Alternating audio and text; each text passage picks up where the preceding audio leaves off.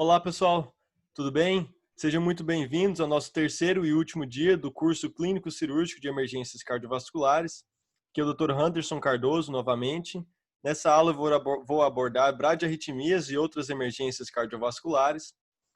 Como é o último dia do curso, eu gostaria de agradecer mais uma vez a participação de todos vocês e também agradecer aos meus parceiros, Dr. Pedro e Dr. Valdano Manuel, pela oportunidade de realizar esse curso com eles, tá certo? Espero que tenha sido bem proveitoso para todos vocês. E não esqueçam, por favor, de deixar os seus comentários sobre o curso ou perguntas também sobre o conteúdo, sobre o curso intensivo de ECG, nesse contato aqui. No nosso site tem muitas informações, pode entrar em contato também pelo Instagram e via e-mail, tá certo? Então, antes de começar a aula, aquele aviso legal que eu sou obrigado a fazer, as opiniões que eu falar aqui nessa aula são exclusivamente minhas, não refletem a opinião dos hospitais, do hospital onde trabalho, da universidade onde trabalho, e qualquer conteúdo discutido aqui deve ser interpretado como um bate-papo sobre medicina, mas não é um conselho médico ou recomendação médica, tá certo? Então, antes de iniciar essa aula de hoje, eu queria fazer algumas perguntas aqui para vocês. Vocês sabem diferenciar individualmente? Responda essa pergunta para si mesmo. Você sabe diferenciar no eletro um ataque cardíaco atrial com bloqueio de ramo esquerdo de um ataque cardíaco ventricular? Você tem confiança plena para diferenciar o infarto com supra de pericardite no eletro? Certo? Nessa mesma linha aqui, você sabe identificar quais paredes estão presentes, estão infartando no infarto com supra? E outra pergunta aqui, você sabe reconhecer um bloqueio atrioventricular total com ritmo de escape ventricular? Essas três perguntas aqui são fundamentais para os médicos e médicas que dão plantões em urgências, tá certo? Então, se você respondeu não para qualquer uma dessas perguntas, e você é um estudante de medicina, médico ou médica, e pretende dar plantões em urgência, emergência ou em UTIs, você precisa dominar esse conteúdo. Você tem a necessidade desse aprendizado. Para outros profissionais de saúde que queiram aprender mais sobre eletro, é facultativo, é sempre bom aprender conteúdo de eletrocardiograma, e são sempre muito bem-vindos no curso, mas para os médicos e médicas, ou futuros médicos, é fundamental ter esse conhecimento, tá certo? Para você e principalmente para os pacientes que você vai cuidar. Então, pensando nisso, eu criei o curso intensivo de ECG, um curso completo, desde conteúdo básico até tópicos avançados em eletrocardiografia. Eu não recomendo o curso para quem nunca viu nada de eletro, para quem não sabe o que é onda P, quem não sabe o que é QRS, mas desde quem já tem um conhecimento básico, o aluno ali nos primeiros anos da faculdade, que já viu um pouco de eletro, até os internos, e médicos e médicas, certo? Já tive residentes de cardiologia, residentes de clínica, médicos plantonistas que fizeram o curso e acharam excelente. E o pessoal no começo da faculdade gosta muito também. E o curso é aberto também para outros profissionais da saúde que queiram aprender mais sobre eletro, desde que tenham algum conhecimento básico inicial. Todo o curso, todos esses temas aqui tem aula teórica e aula prática. São 25 horas aula, carga horária total. Tem certificado o curso, obviamente. O curso tem a apostila teórica e tem a apostila prática, onde nós discutimos mais de 250 eletrocardiogramas durante o curso. Então, vocês vão terminar o curso indo assim do básico até o conhecimento completo e avançado em eletrocardiografia clínica. Quero mostrar para vocês rapidamente a apostila prática aqui, como que é a nossa apostila prática, tá certo? Então aqui, ó, todos os casos têm um resumo do caso clínico do paciente, e aí tem o eletro, e são dos mais de 250 desses eletrocardiogramas. Todos eles discutimos em aula, tá certo? Só mostrando para vocês aqui a quantidade de eletrocardiogramas que nós discutimos durante o curso. Tá certo? Então vale a pena mesmo o curso para quem tem interesse de aprender esse conhecimento adicional. E lembrando também que tem essa avaliação dos alunos lá no Instagram, esses aqui são alunos do quarto intensivo. O quinto intensivo vai ser em outubro, provavelmente. E quem tiver interesse, preenche o formulário de pré-inscrição que está disponível na bio no Instagram, tá certo? E também no site intensivodeecg.com, porque eu vou saber qual o melhor momento para você fazer o curso, qual horário que você prefere, meio de semana, fim de semana, enfim. Estou aqui para ajudar vocês a dominar esse conteúdo, tá certo? Então, confere lá a avaliação dos alunos lá. O objetivo nosso dessa aula de hoje é o seguinte: vamos reconhecer a pausa sinusal e a síndrome TAC-BRAD no eletro, reconhecer a diferença entre BAV de segundo e terceiro grau, Entender a diferença entre os bloqueios atrioventriculares nodais e infranodais. Indicar a conduta correta na emergência para tratamento de bradiarritmias quando tem instabilidade hemodinâmica. E depois nós vamos falar um pouco de hipercalemia no eletro e indicar o tratamento na emergência também, tá certo? Então, pessoal, nós vamos iniciar aqui. Eu quero que no final da aula vocês voltem nessa lista de objetivos e julguem a minha aula, certo? Se cumprir os objetivos, você tem domínio nesses assuntos, deu para entender? Se não deu para entender, tenta identificar por quê. Foi porque eu tive uma didática confusa ou falei muito rápido e me manda um feedback. Eu espero que ao final todo mundo vai conhecer aqueles objetivos ali, vai saber identificar aqueles objetivos, tá certo? Mas vamos falar aqui do potencial de ação inicialmente. Vamos começar aqui num pouco mais básico, porque é importante entender isso aqui para identificar as bradiarritmias. No coração, nós temos dois tipos de células. Temos as células especializadas em contração, certo? As células que realmente fazem a força cardíaca de contração, que são os miócitos de contração. Tem esse formato do potencial de ação. A gente já viu um pouco sobre isso aqui na aula de taquiarritmias. Mas tem também as células do sistema de Purkinje, que são especializadas em gerar e conduzir atividade elétrica. Essas células têm esse formato do potencial de ação aqui. Qual que é a diferença? Essa fase 4, que é quando a célula está repolarizada, no seu estado de repouso, as células de condução, que têm esse formato do potencial de ação, elas têm uma fase 4 com aclive ascendente. Ou seja, eventualmente essas células, por si próprias, atingem o limiar de ação e se autodespolarizam. Aqui você vê que no miócito de contração não tem isso. Essa fase 4 ela é plana, não tem aquele aclive ascendente, mas nas células de condução da atividade elétrica e geração da atividade elétrica, elas podem se autodespolarizar. E por que elas fazem isso? Porque elas têm esse aclive aqui do potencial transmembrana na fase 4. Isso aqui vai ser muito importante para a gente entender as bradiarritmias depois, tá certo? Mas guardem esse conceito em mente aqui. Então, a gente precisa rever aqui o sistema de condução da atividade elétrica. Eu mostrei para vocês o potencial de ação dessas células no slide anterior, mas vamos entender um pouco da anatomia desse sistema de condução. Ela é composto pelo nosso sinusal, onde normalmente nascem os estímulos elétricos. Por que nasce o estímulo elétrico aqui no nosso sinusal? Por conta daquela autodespolarização, aquele aclive ascendente de fase 4. Só que aí, quando essa célula se autodespolariza, ela não guarda essa atividade elétrica só para si. Ela conduz para a próxima, conduz nesse sistema aqui de condução da atividade elétrica, que é o sistema de Purkinje, tá certo? Então, conduz para o nó atrioventricular, de lá para o feixe de His, depois ramo direito e ramo esquerdo, tá certo? E a gente viu na aula passada que o ramo direito e o ramo esquerdo despolarizam os dois ventrículos de forma sincronizada, imediata, gerando um QRS estreito em condições normais. Tá bem? Aí, aquele aclive de fase 4 lá que eu mostrei para vocês, aquela capacidade de se autodespolarizar dessas células do sistema de condução, é o que a gente chama de automaticidade. Ou seja, é automático que essas células se despolarizem, elas se despolarizam por si próprias, sem necessidade de um estímulo vindo de outro lugar.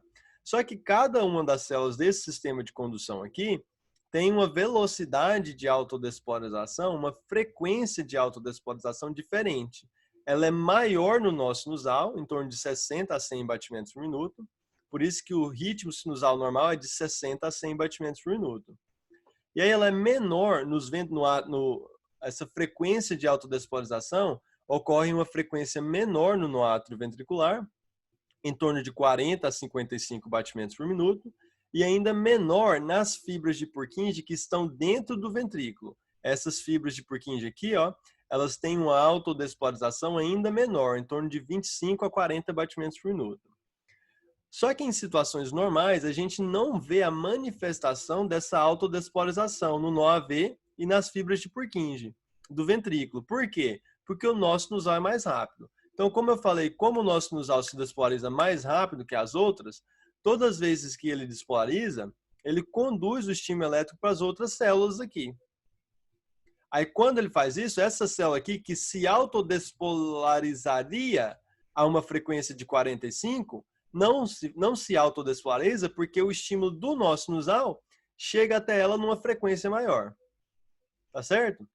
Então, esse conceito é importante. A gente vai voltar nisso aqui depois. Agora a gente vai falar aqui sobre os mecanismos de bradiarritmias antes de passar para falar das bradiarritmias em si. As células, as bradiarritmias podem ser de dois mecanismos diferentes: automaticidade diminuída ou bloqueios de condução da atividade elétrica. Vamos falar primeiro sobre o problema de automaticidade. Lembra que automaticidade é aquela fase 4 ascendente. Então, se em condições normais o nosso sinusal estava aqui com esse aclive de fase 4, se autodespolarizando a 70 batimentos por minuto, vamos supor, e de repente vem um estímulo parasimpático, um aumento do tônus do nervo vagal, e faz com que o nosso sinusal se autodespolarize a uma frequência menor, ou seja, diminui o aclive de autodespolarização da fase 4, aí a gente vai ter uma bradiarritmia. Tá vendo que o aclive aqui que tinha esse ângulo aqui, agora tem um aclive muito menor.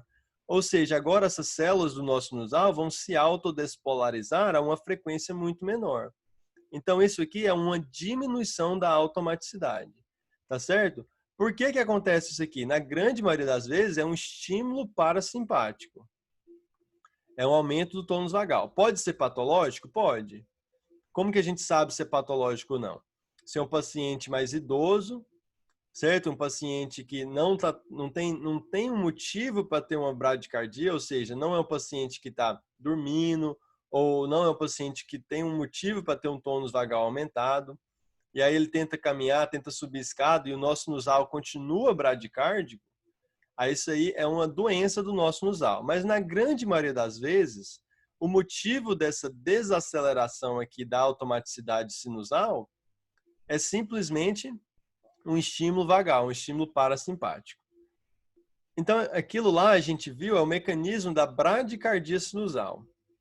Certo? A gente não vai mostrar em detalhes a bradicardia sinusal, porque a gente vai falar aqui mais sobre emergências cardiovasculares, mas vamos falar aqui de uma outra arritmia de origem no nosso sinusal, que é a pausa ou parada sinusal. Na pausa ou parada sinusal, o que acontece? Aquela automaticidade, em vez de estar só diminuída, como na bradicardia sinusal, ela pode estar ausente por um certo período de tempo.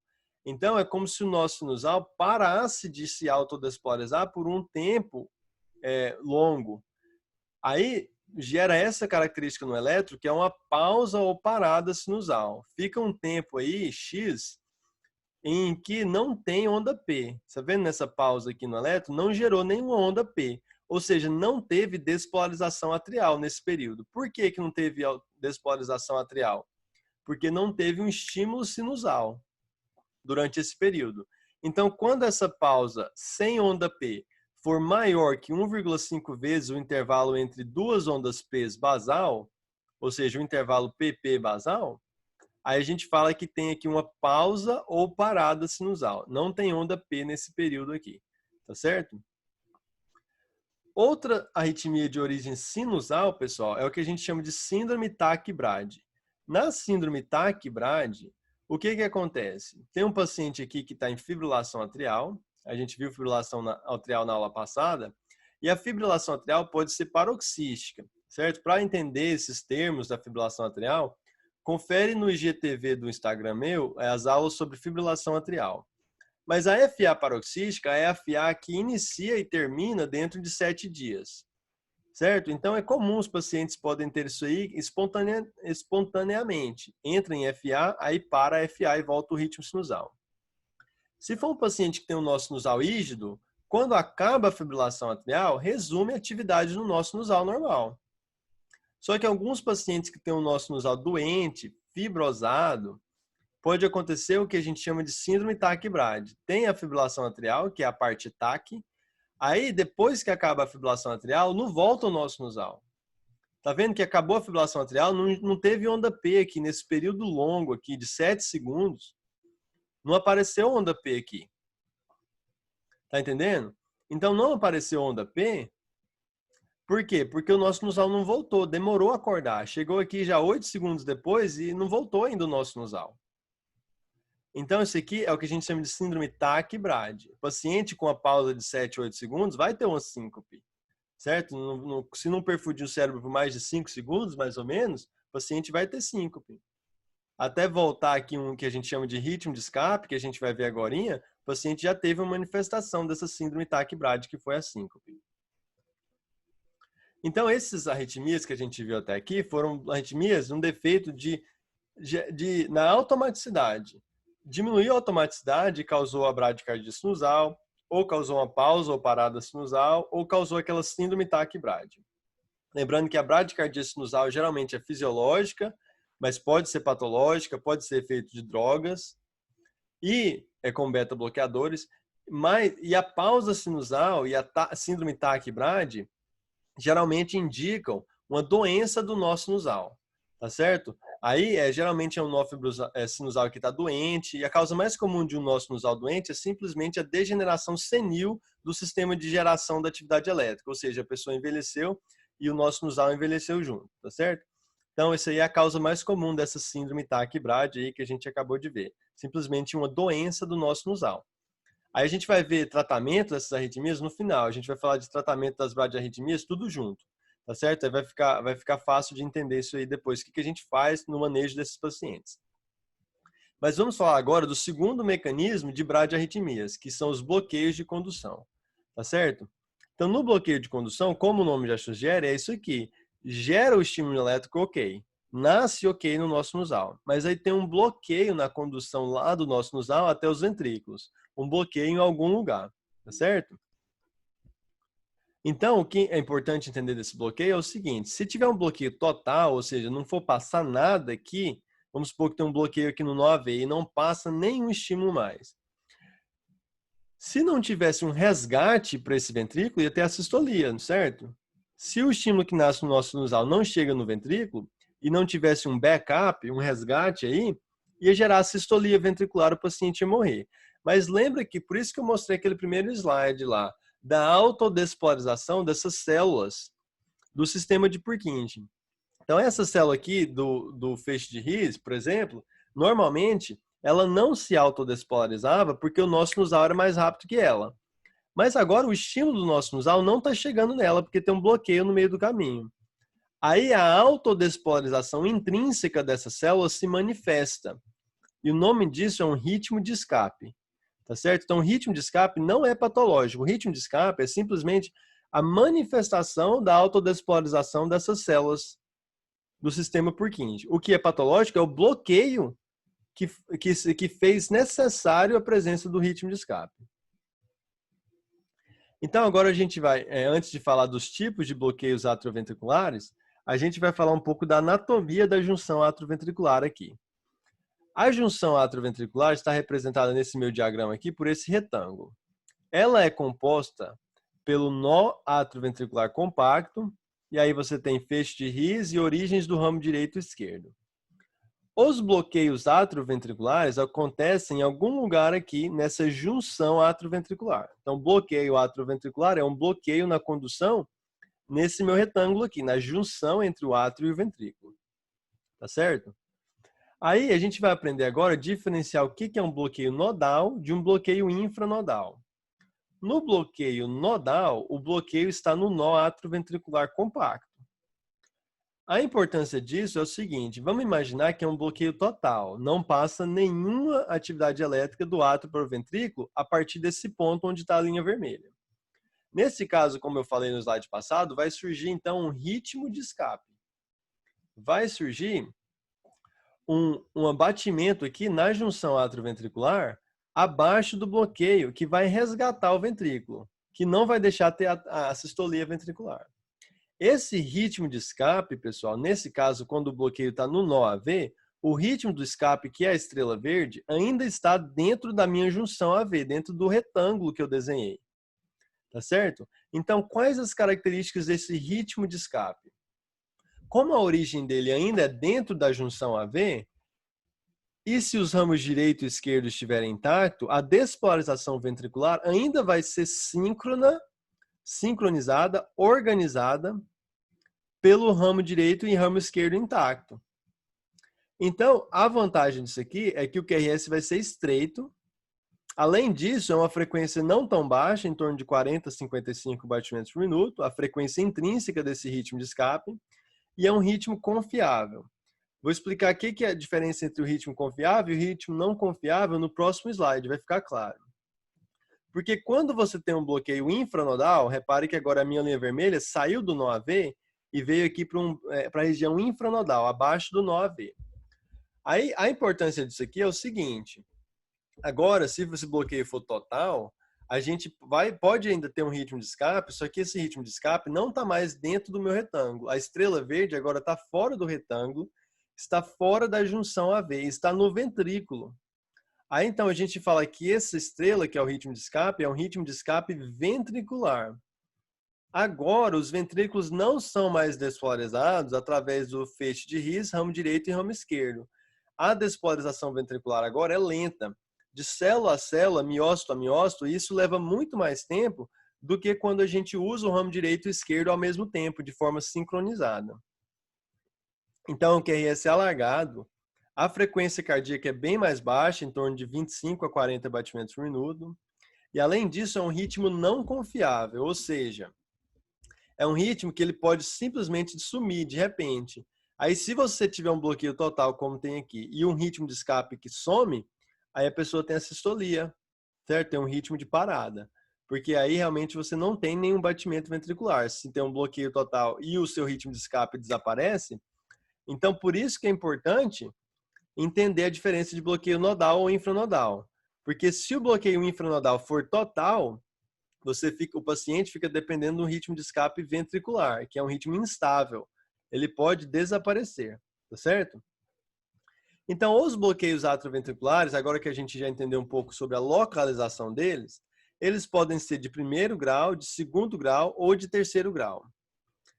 Como a aula é sobre emergências cardiovasculares, a gente não vai falar sobre o BAV de primeiro grau, que, de forma bem resumida, é simplesmente um atraso na condução atrioventricular, é um alargamento do intervalo PR acima de 200 milissegundos.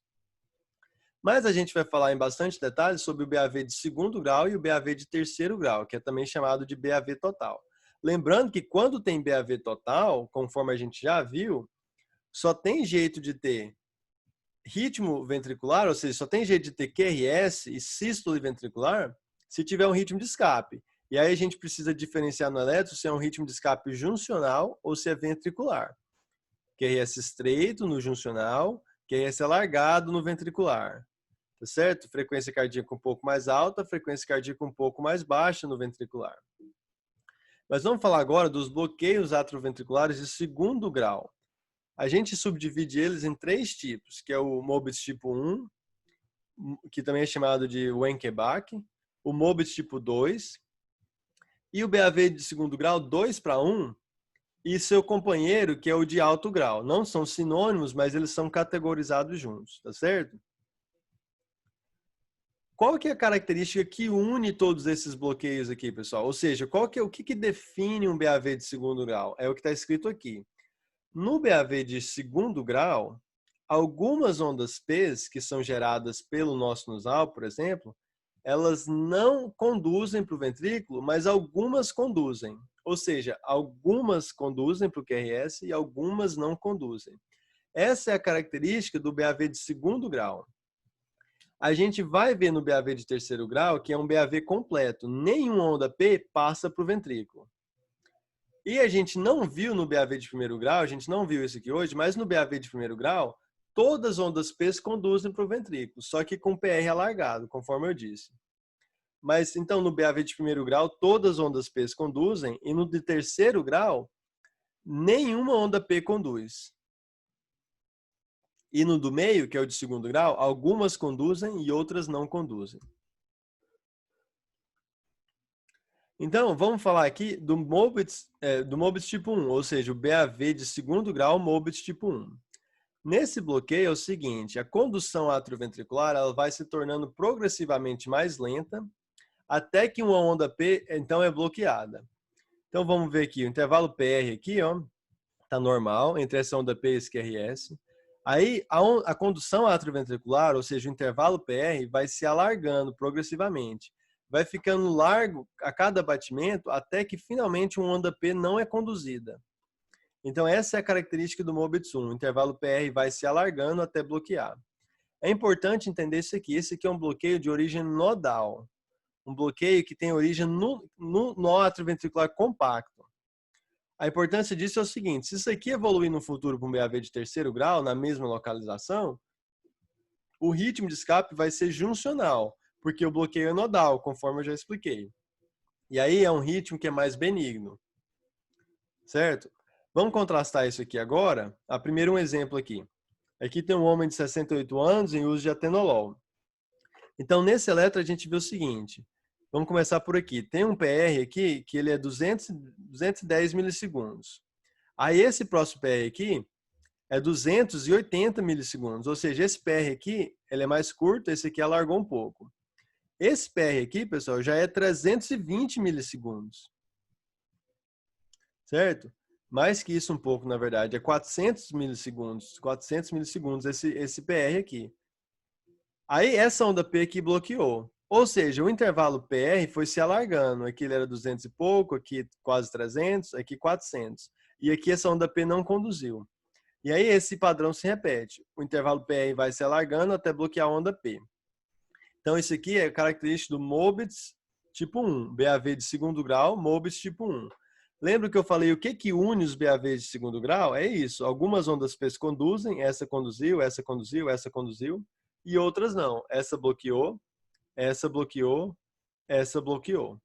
Tá certo? Então, essa é a característica do BAV de segundo grau, Mobitz tipo 1. Algumas conduzem e outras não conduzem. Outras ondas P não conduzem. Vamos agora partir para o BAV de segundo grau, Mobitz tipo 2.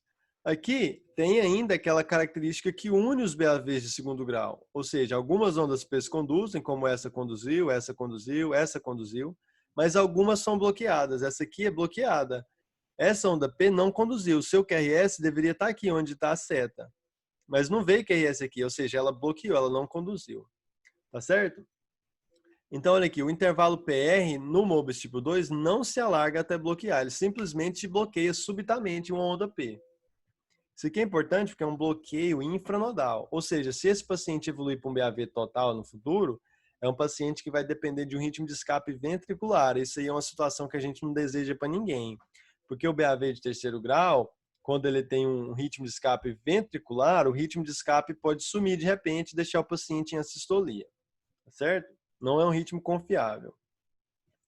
Vamos ver agora o último tipo de BAV de segundo grau, que é o 2:1 e depois o de alto grau. Eles são categorizados juntos. O que é esse 2:1? Significa que para cada duas ondas P, um é bloqueada.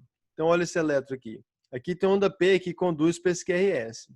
Aí aqui tem uma onda P também que é bloqueada. E esse padrão se repete. P conduz, P bloqueou. P conduz, P bloqueou.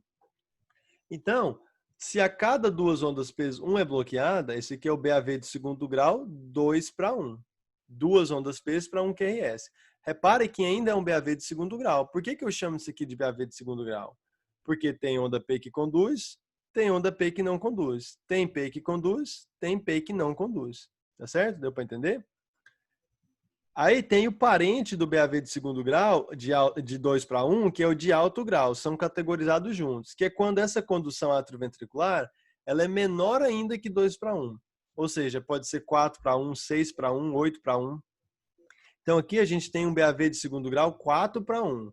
4 ondas P para cada QRS. Olha aqui, ó, uma onda P que conduziu. Mas para cada onda P que conduz, tem mais 3 que não conduzem. Então tem essa aqui não conduziu, essa aqui não conduziu e tem uma enterrada na onda T que não conduziu. Como que eu sei que tem onda P enterrada na T? Por causa desse intervalo PP. Esse intervalo PP é de 2 quadrados grandes. Reparem que o intervalo entre essa onda P e essa é de 2 quadrados grandes. 1, 2. Então, se eu seguir esse intervalo PP, eu sempre acho uma onda P. 1 quadrado, 2 quadrados. Achei outra onda P. Então, vamos voltar para trás agora. 1, 2. Ou seja, tem uma onda P escondida bem aqui dentro da onda T. Então, 1, 2, 3, 4 ondas P para cada QRS. Então, esse aqui é um BAV de segundo grau 4:1, que também pode ser chamado de alto grau. Aí, agora a gente dominou já o BAV de segundo grau, todos os subtipos. Agora a gente vai falar do de terceiro grau, ou BAV completo. Então, conforme o nome já diz, BAV completo é total, não passa nada. Nada do nosso sinusal chega no ventrículo. Então, todas as ondas P são bloqueadas. No de segundo grau, a gente viu que algumas são bloqueadas, outras conduzem. E no BAV de primeiro grau, a gente não viu nenhuma onda P bloqueada, todas conduzem. Mas no BAV de terceiro grau, pessoal, não passa nada. Tem muita onda P, só que nenhuma delas conduz para o ventrículo, nenhuma delas acompanha um QRS. Qual que vai ser a característica no eletro? Isso aqui, ó.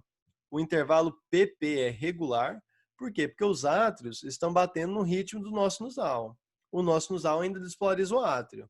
Então, o átrio contrai normal. Toda vez que contrai, gera onda P. Só que cada batimento atrial não gera um no ventrículo. Essa onda P aqui no átrio não conduz para o ventrículo. Mas, para existir um batimento ventricular, tem que ter um ritmo de escape. Senão, teria a sistolia ventricular. Tá certo? E esse batimento de escape tem outra característica importante, que também é regular. Então, tem o intervalo PP regular, que é o do nosso nusal, e o intervalo RR regular, que é o do ritmo de escape. Só que eles estão dissociados, cada um está independente, eles não se comunicam. Nem a P não chega no QRS. Tá certo? Então, igual esse exemplo aqui, ó, tem tem muito mais onda P do que QRS. Mas não tem relação entre a P e o QRS. Se você olhar só aqui, você poderia pensar que essa P conduziu para esse QRS, mas não é verdade. Por que eu sei? Porque não existe esse padrão em nenhum outro lugar do elétron. Aqui ela está bem longe do QRS, aí aqui ela está bem dentro do QRS, aqui o resquício da onda P aqui. Aqui ela aqui de novo, antes do QRS, só que bem mais longe do que era antes. Aqui ela já está em cima do QRS, aqui ela está logo depois de novo. Então não tem padrão nenhum, tem uma dissociação atrioventricular. Isso aqui é característico do BAV total ou BAV de terceiro grau. Então vamos caracterizar o ritmo de escape também? Olha aqui, esse aqui é um BAV total. Não tem relação nenhuma entre P e QRS. Se você olhar esse eletro aqui, você vai ver que elas não se comunicam, a P e o QRS. Não existe relação. Cada uma hora, a onda P está em um lugar diferente em relação ao QRS. É diferente dos elétrons que a gente viu até agora. Tipo aqui, ó, vou só mostrar para vocês. No 2:1, ó, tinha uma relação fixa. Essa P estava sempre antes do QRS.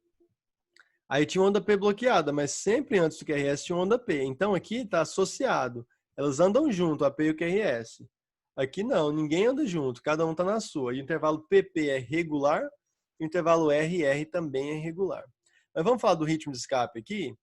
O ritmo de escape aqui é juncional ou ventricular?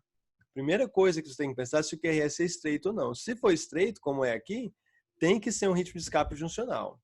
Então, se for um QRS estreito, é um ritmo de escape juncional e eu sei que o bloqueio é nodal, porque o ritmo de escape juncional só aparece se o bloqueio for no nó AV compacto, conforme eu mostrei para vocês nos slides anteriores. Se tiver dúvida nesse conceito, volta o vídeo lá naqueles slides onde tem os retângulos lá na junção atrioventricular, que se você ouvir aquilo lá umas 2 vezes, eu acho que consegue entender bem isso aqui. Espero que sim. Vamos ver esse outro exemplo aqui. Também é um BAV total. Tem muito mais onda P, olha aqui, ó. 1, 2, 3, 4, 5, um monte mais de onda P para QRS. E o intervalo PP é regular. E o intervalo RR é regular. Só que cada um está batendo na sua. Então, o BAV total tem dissociação entre o átrio e o ventrículo e as ondas atriais estão mais rápidas. Qual que é o ritmo de escape aqui, pessoal? É ventricular aqui. Diferente desse aqui onde era juncional, o QRS estreito, aqui o QRS é alargado e a frequência está bem baixa, em torno de 20, 25 batimentos por minuto. Então, isso aqui, ó, é um BAV total com ritmo de escape ventricular. Isso aqui é uma emergência, viu? Isso aqui é emergência, tá certo? A gente vai falar sobre o manejo agora. Então aqui é só um slide para resumir, para diferenciar o BAV nodal do infranodal. Como que você vai diferenciar? Primeiro você tem que determinar se é um BAV de segundo grau ou se é um BAV de terceiro grau. Se ele for um BAV de segundo grau, você sabe que o MOBIS tipo 1 é nodal. E você sabe que o MOBIS tipo 2 é infranodal. E o 2:1, pessoal? O 2:1 não dá para saber se ele é MOBIS 1 ou MOBIS 2. Por quê? Porque você não tem 2 intervalos PR seguidos, um atrás do outro, para ver se o PR está largando ou não antes de bloquear a onda P. Porque você só tem um PR, aí já tem a P bloqueada. Aí só tem um PR e a onda P bloqueada. Para ver se era um Mobitz 1 ou 2, lembra que a gente tinha que fazer isso aqui. A gente tinha que seguir 2 ou mais intervalos PRs para ver se eles estavam alargando antes de bloquear a onda P. Então, no Mobitz 2:1, não dá para saber se é nodal ou infranodal. E no BAV de terceiro grau, você vai olhar se é nodal ou infranodal através do ritmo de escape. Se for um QRS estreito, frequência aumentada, se for um QRS estreito, já está definido. É um BAV nodal, porque o ritmo de escape juncional só ocorre no BAV nodal. E aí, se o QRS for alargado, a frequência ventricular muito baixa, é um ritmo de escape ventricular, que é uma emergência, tá certo? Ou urgência, vou mostrar para vocês agorinha. Porque esse aí é um bloqueio infranodal. Então aqui, pessoal, vamos falar rapidinho aqui da etiologia das bradiarritmias. Então, conforme eu falei, no nosso sinusal e até mesmo no nó AV, o parasimpático tem uma atuação muito forte. Então, se você tiver um tônus vagal muito alto, você pode ter uma bradiarritmia sinusal ou um bloqueio AV. Só que aqui fica uma ressalva importante. O parasimpático só atua no nó em si, não atua na região infranodal. Então, você nunca vai ter um bloqueio infranodal por estímulo parasimpático. Certo? O estímulo parasimpático, o tônus vagal, causando um bloqueio atrioventricular, é sempre de origem nodal. Aí, tirando essa causa aqui, o estímulo parasimpático, as bradiarritmias são ou por drogas, beta-bloqueador, bloqueador do canal de cálcio, ou por uma degeneração senil e fibrose do sistema Purkinje. É muito comum. Que simplesmente a pessoa foi ficando velha e degenerou o nó sinusal, ou o nó AV, ou os dois. Aí, infarto agudo também causa bradiarritmias, tanto sinusais quanto no nó AV. Doença de Chagas muito comum. Pode ser um trauma cirúrgico, principalmente depois de cirurgia valvar. E doenças congênitas também, entre outros motivos. Então vamos falar aqui do tratamento de bradiarritmias, tá certo? O tratamento de bradiarritmias é o seguinte. A gente tem que primeiro responder aquela nossa pergunta de instabilidade hemodinâmica. Isso aqui é muito importante. A gente viu na aula de taquiarritmias. É um paciente que está hipotenso? Tem hipoperfusão tecidual, ou seja, está em choque hemodinâmico, alteração do rebaixamento do nível de consciência, está com dor torácica, está isquêmico, tem extremidades frias, tá certo? Isso aqui são sinais de hipoperfusão tecidual. É um paciente que está instável hemodinamicamente, mesmo se a pressão ainda estiver normal. Então, se tiver instabilidade hemodinâmica, a gente tem que saber para cuidar desse paciente. Então, vamos ver o tratamento das bradiarritmias se o paciente chegar para você com instabilidade hemodinâmica. Primeira coisa, pessoal, é você vai procurar uma causa reversível que você pode arrumar imediatamente. Disparado, essa causa vai ser hipoxemia. É muito comum um paciente que vai ter uma parada em hipoxemia te dar uma bradicardia nos 30 segundos antes. Ele vai diminuir a frequência cardíaca, depois tem uma parada em assistolia ou em atividade elétrica sem pulso. Tá certo? Então, viu um paciente lá que você acabou de entubar e ele fez uma bradicardia, você entubou o esôfago, tá certo? Basicamente é isso. Por quê? Porque o paciente ficou hipoxêmico e vai ter uma parada.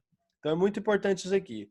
Hipoxemia é uma causa assim, frequente de bradiarritmia na UTI, no paciente que está com pneumonia grave, agora nesses nossos dias de coronavírus. Eu mesmo vi um paciente que aconteceu exatamente isso que eu falei, certo? Teve não foi intubação no esôfago, mas o paciente fez hipoxemia refratária, bradicardia e parou, tá certo? Então, reverter a hipoxemia, se você puder, é fundamental tratar essas bradiarritmias aqui com estabilidade hemodinâmica. Além disso aqui, de reverter a hipoxemia, você vai fazer o seguinte, você pode dar atropina para o paciente. Mas aqui vai uma importante dica da atropina. Se você tem certeza que é um BAV de origem infranodal, a atropina não funciona. Qual que é a atividade da atropina? A atropina aumenta a automaticidade, certo?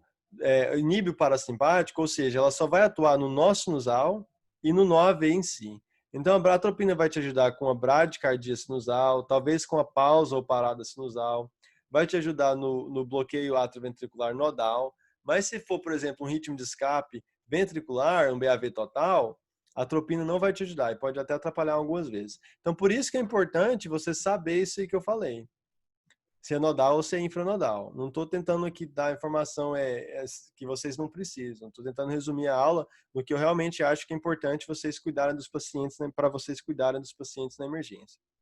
Tá certo? Então, a atropina você pode usar, certo? Mas se o paciente não respondeu a primeira vez ou a segunda, não precisa ficar fazendo atropina. E se for infranodal, nem adianta.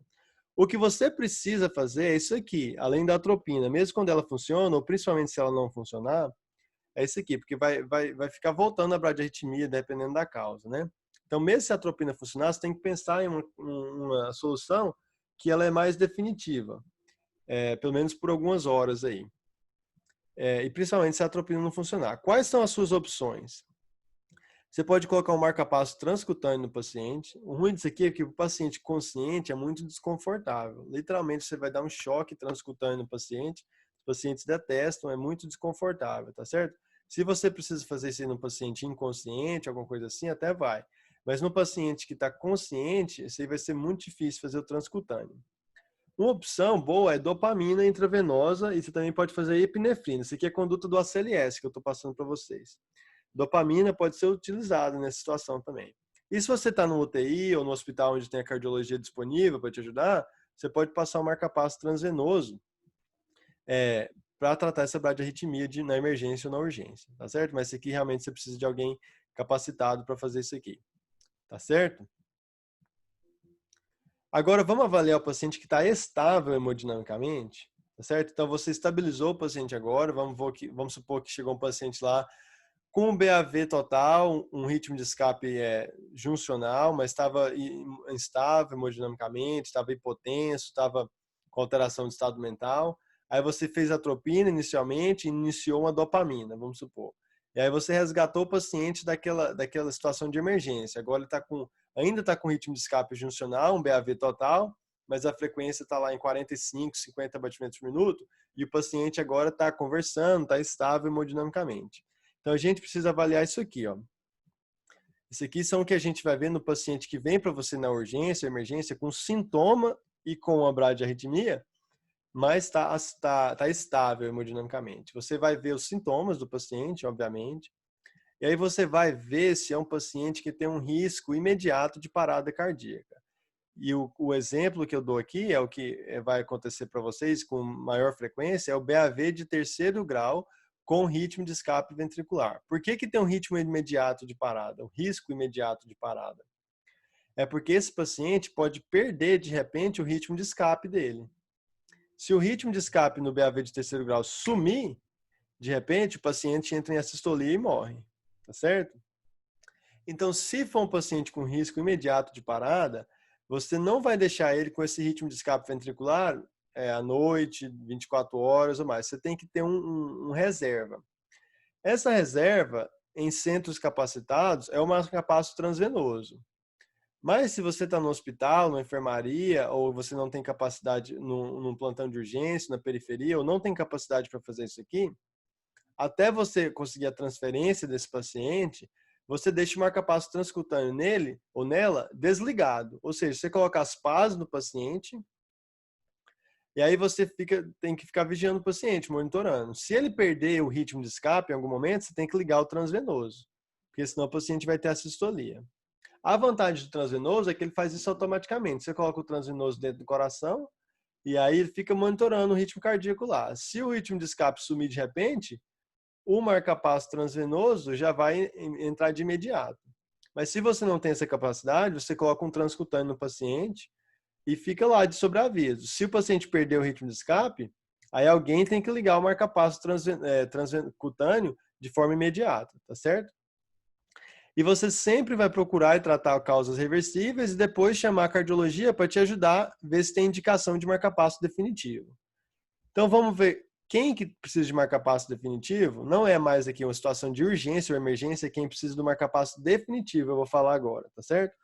Que o marca-passo definitivo aqui para mostrar para vocês, tá certo?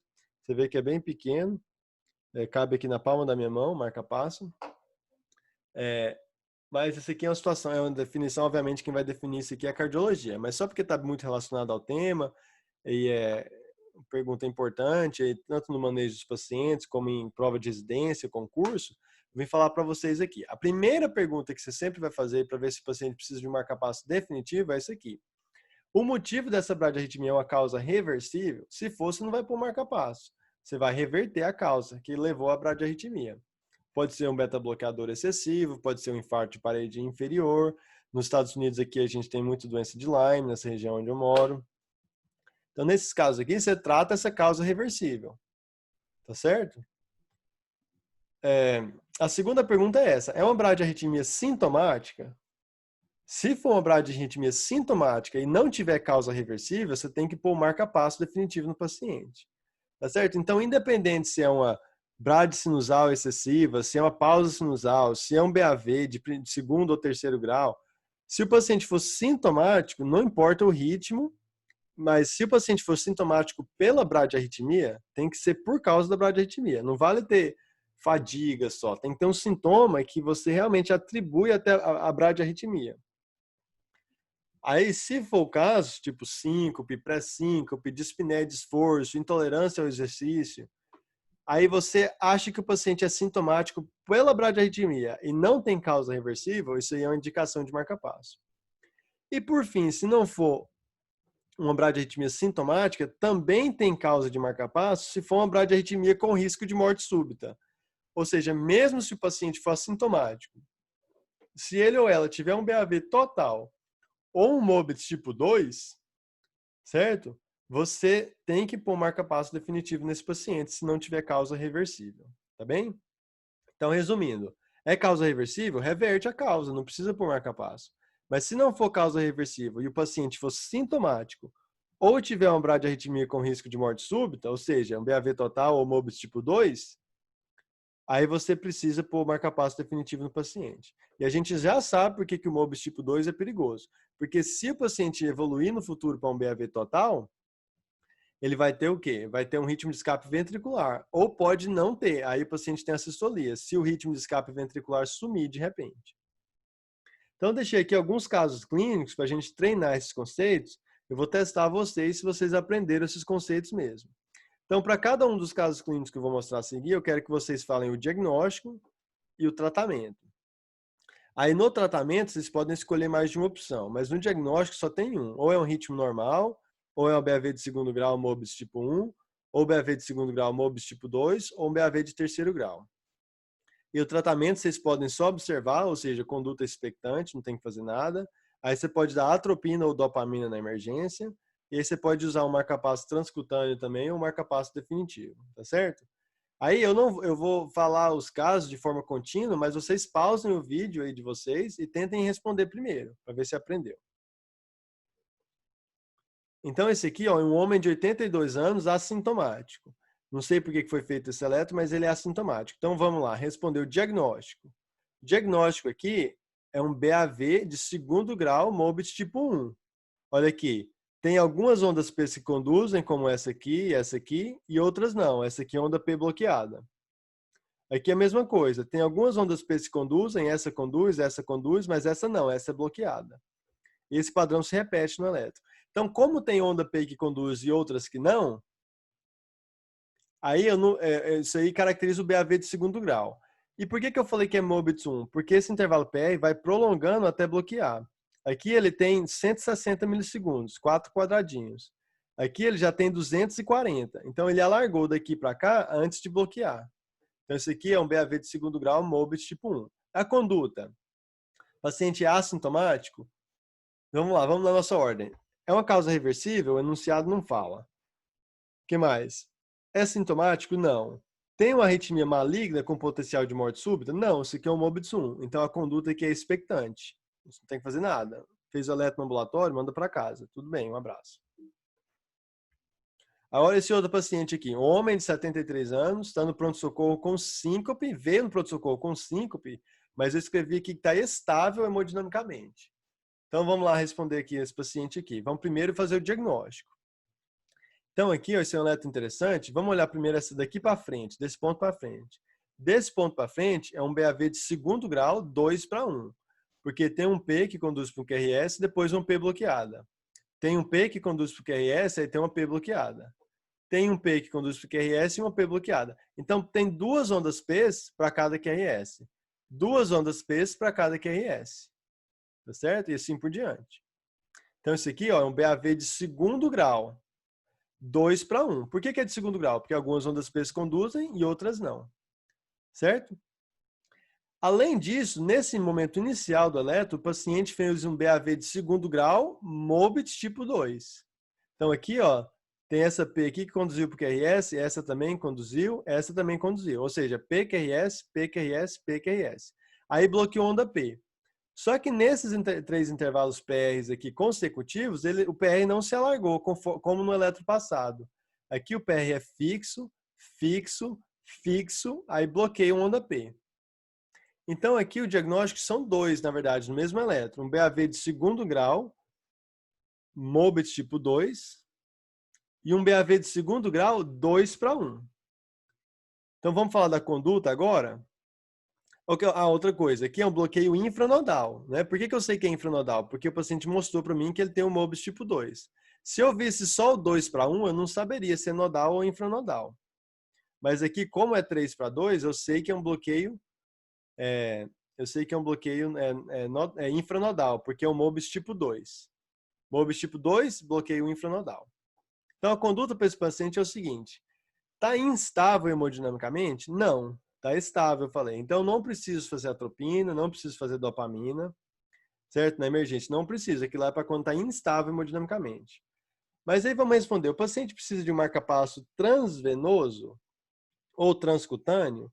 Não precisa, porque ele não mostrou para a gente que ele está fazendo um BAV de terceiro grau. Então, por enquanto, ele pode até estar sintomático, mas não é um paciente que vai morrer de repente, ter morte súbita. É um BAV de segundo grau ainda, não é um BAV total. Mas ele precisa de um marcapasso definitivo? Com certeza. Então aqui você vai chamar a cardio e falar, eu estou com um paciente aqui com MOBIS tipo 2 e bloqueio 2:1, está sintomático, vê se você consegue pôr o marcapasso definitivo amanhã ou depois. Então, enquanto isso, o paciente fica esperando no hospital. Tá certo? Então isso aqui, por que precisa de marcapasso definitivo? Olha lá, é reversível? Eu não falei que tem nenhuma causa reversível. E aí ele tem as duas outras coisas lá, que é o paciente que é sintomático primeiro, e outro é um paciente que tem um MOBIS tipo 2, que é indicação de marcapasso definitivo. Tá certo? Então, MOBIS tipo 2 é um marcapasso definitivo. Mesmo que ele fosse assintomático, com MOBIS tipo 2, ele precisava de um marcapasso definitivo. Vamos a outro caso aqui. Uma mulher de 68 anos está com dor torácica aguda na emergência, tá certo? A gente viu na nossa primeira aula lá de síndrome coronariana aguda que essa paciente tem um infarto com supra, de parede inferior. 2, 3 e AVF, tá certo? 2, 3 e AVF.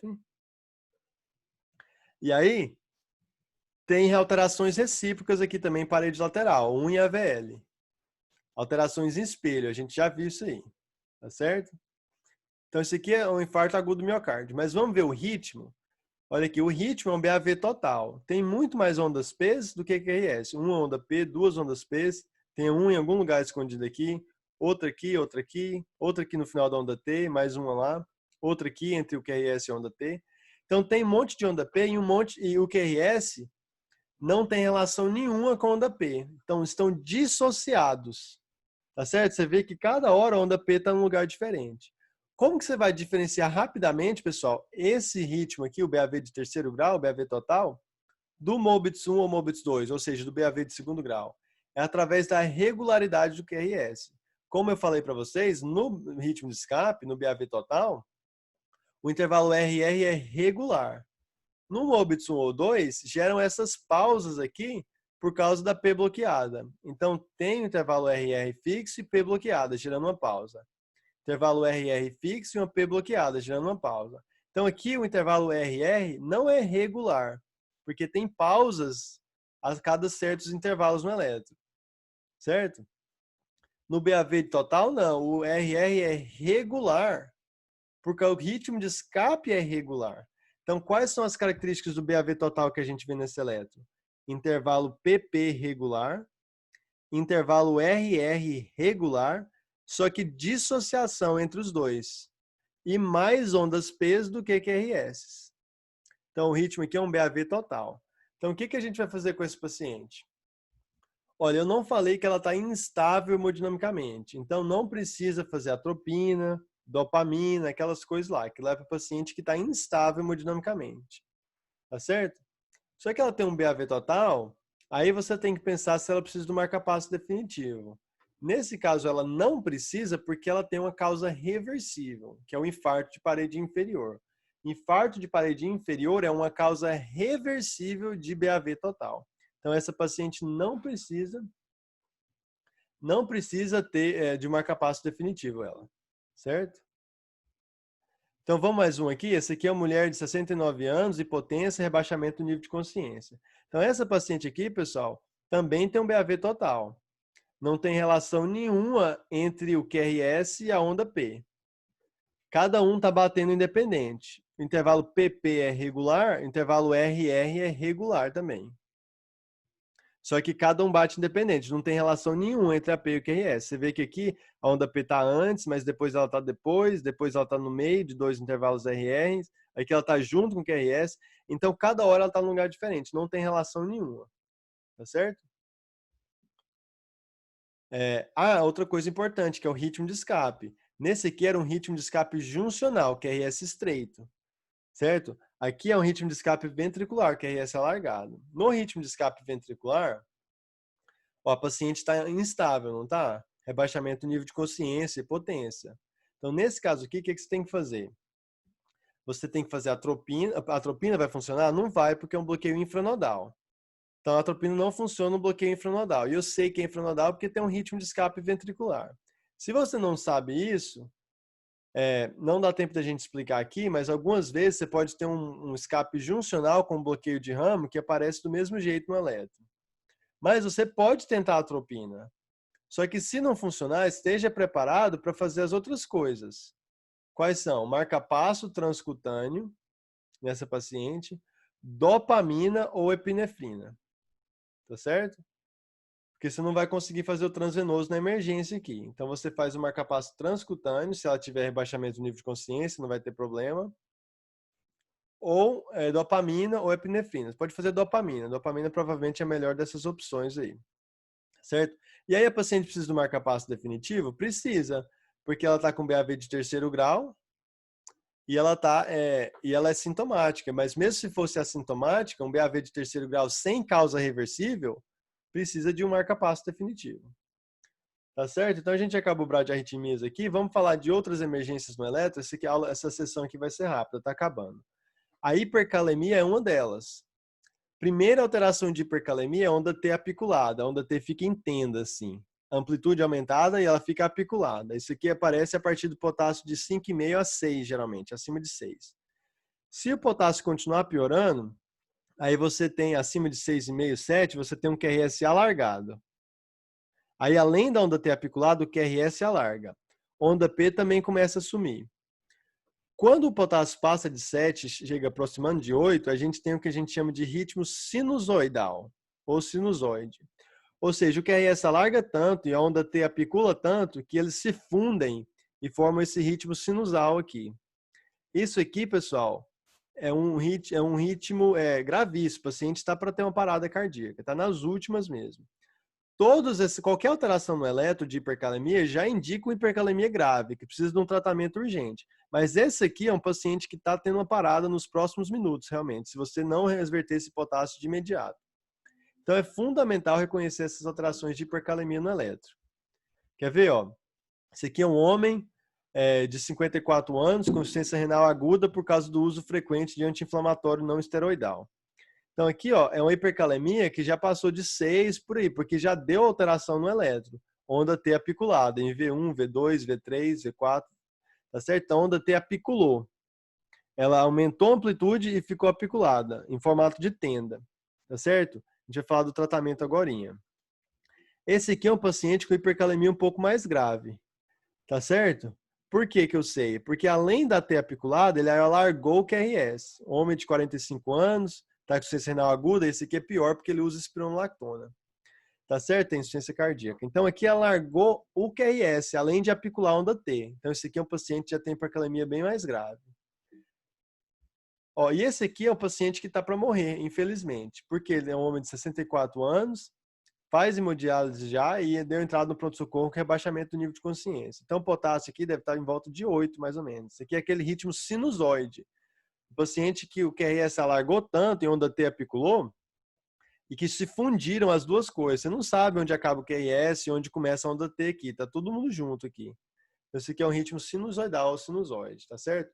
Isso aqui é um ritmo que você precisa reconhecer numa emergência. Porque esse paciente vai chegar para você já quase morrendo, você faz o eletro e o potássio vai demorar a voltar. Então você precisa reconhecer imediato que isso aqui é uma hipercalemia gravíssima. Você não pode esperar o nível sérico do potássio, você já tem que agir imediatamente quando você vê o eletro. E como que você vai agir? Você vai dar cálcio intravenoso imediato. Aqui nos Estados Unidos a gente faz o gluconato de cálcio, eu acho que no Brasil também. Aí o cálcio estabiliza as membranas e evita o paciente ter uma fibrilação ventricular, um ataque ventricular, enfim. Então você tem que fazer cálcio imediatamente. E aí você tem que abaixar o potássio. Como que você faz isso? A escolha é sua, dependendo de cada caso. Tá certo? Então olha aqui, ó. Insulina mais glicose é uma opção. Expansão volêmica com diurético, principalmente diurético de alça, furosemida é uma opção. Fazer laxativo também. E muitos pacientes precisam de diálise imediata. Essas aqui são as suas opções. Mas você tem que abaixar o potássio imediato e dar cálcio para estabilizar as membranas dos miócitos. Outra emergência aqui, que o eletro também pode dar umas alterações, é o tromboembolismo pulmonar. É importante ressaltar que o eletro no tromboembolismo pulmonar pode ser totalmente normal. Mas, em alguns pacientes, o aumento súbito da resistência na artéria pulmonar pode causar uma sobrecarga de VD e causar alterações no eletro. Se isso acontecer, é um tromboembolismo mais grave. Tá certo? Não é qualquer tromboembolismo que vai ter esse aumento súbito da resistência aqui e causar uma sobrecarga de VD. Mas você pode ver um ataque sinusal e essas outras alterações aqui. Uma onda S terminal em derivações laterais, eu vou mostrar os exemplos. Um bloqueio incompleto do ramo direito, ou inversão de ondas T de V1 a V3 e o famoso padrão S1Q3T3. Vamos ver no eletro aqui que fica mais fácil do que ficar falando. Essa aqui é uma mulher de 32 anos, tem 2 fatores de risco para tromboembolismo, ela é fumante e usa anticoncepcional, não deveria, paciente tabagista usar anticoncepcional. E ela deu entrada com dispneia de início súbito. Então o eletro tem algumas alterações clássicas de tromboembolismo pulmonar. Onda T invertida V1, V2, V3. E tem aqui aquele famoso S1Q3T3. O que é isso? Onda S em V1 em D1, ou seja, essa parte negativa final do QRS em D1. Onda Q em D3, a parte inicial do QRS é negativa em D3. E onda T invertida em D3. Então faz um S1, Q3, T3, tá certo? Importante ressaltar mais uma vez, isso aqui não é específico nem sensível para tromboembolismo pulmonar.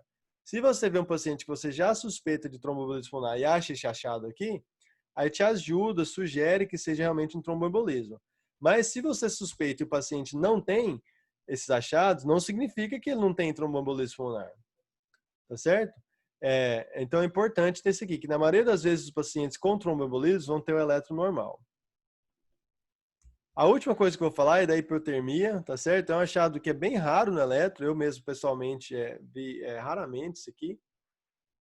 Só que isso aqui pode ser muito importante em alguns pacientes, mas também é questão de prova de residência, de concurso, enfim. Então, na hipotermia, a alteração clássica é essa onda J de Osborne aqui. No final do QRS, próximo do ponto J, tem uma deflexão aguda no QRS. Tá certo? Uma deflexão brusca no QRS próximo ao ponto J.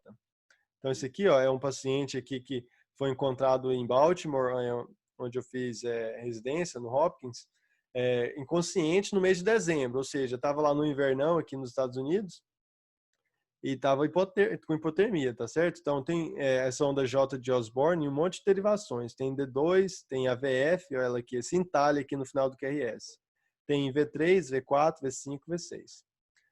Tá certo, pessoal? Vamos só fazer o nosso resumo final e a gente acaba a aula. O resumo final é o seguinte. Então, todo mundo acorda aqui, quem estava cansado, quem achou a aula longa, volta aqui que a gente vai fechar a aula agora. Os bloqueios atrioventriculares podem ser nodais ou infranodais. Isso aqui tem implicação prática, conforme eu expliquei.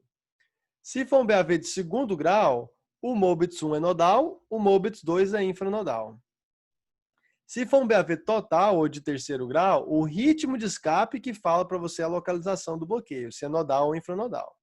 Se for um ritmo de escape juncional, é um BAV nodal. Se o ritmo de escape for ventricular, é um BAV infranodal e isso aqui é uma urgência. Porque o ritmo de escape ventricular ele pode desaparecer, ele é instável. Então, tratamento do paciente. Se o paciente estiver na emergência com bradiarritmia, primeiro você vê se ele está estável ou instável hemodinamicamente. Se estiver instável, o que você faz? Corrige hipoxemia, E aí você pode tentar atropina, dopamina, epinefrina ou marcapasso transcutâneo. Essas são suas opções, tá certo? Começa pela atropina, tá certo? A não ser que você tiver certeza que é um bloqueio linfonodal, mas pode tentar. E se não der certo, você usa as outras opções. Se o paciente estiver estável, você vai ver se tem causa reversível e vai ver necessidade de marcapasso, conforme a gente já discutiu. E quais são as indicações de marcapasso? É o paciente que não tem causa reversível para bradiarritmia e ele tem ou uma brade sintomática ou um ritmo com risco de morte súbita, ou seja, um BAV total ou um MOBIS tipo 2. E a gente viu as alterações de hipercalemia no eletro, que são ondas T apiculadas, QRS alargado. E se tiver alteração no eletro, onda T apiculada ou QRS alargado, ou aquele ritmo final lá de sinusoidal, aquele ritmo terminal, aí é uma hipercalemia grave, você tem que fazer cálcio intravenoso e baixar o potássio de imediato. Tá certo? Então, acho que a gente acabou aqui nossas aulas, primeiro curso clínico cirúrgico de emergências cardiovasculares. Mais uma vez, foi uma honra ter vocês, muito obrigado. Espero ver vocês em cursos futuros e no intensivo de ECG. Não esquece que o formulário de pré-inscrição está aberto lá e conto com a participação de vocês. Qualquer dúvida sobre o curso, sobre as aulas, entre em contato aqui, tá certo? Muito obrigado, pessoal, e até a próxima. Tchau, tchau.